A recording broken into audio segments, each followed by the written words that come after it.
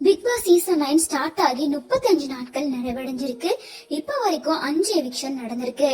அதை தொடர்ந்து 6வது நாளைக்கு யார் எவிக்ட் ஆகி வெளியே போக போறாங்க அப்படின்ற அப்டேட் இப்பதான் கிடைச்சிருக்கு. அதாவது துஷார் தான் இப்போ எவிக்ட் ஆகி வெளியே போக போறாரு.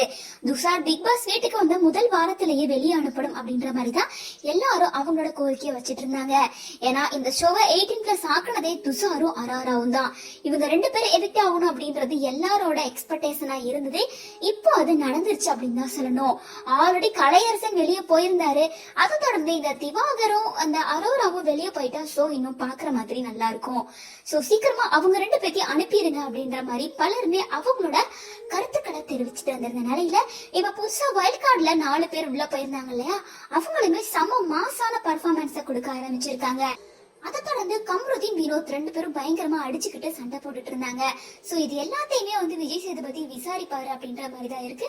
சோ இந்த வாரம் வீக்கெண்ட்காக தான் எல்லாருமே மாசா வெயிட் பண்ணிட்டு இருக்காங்க.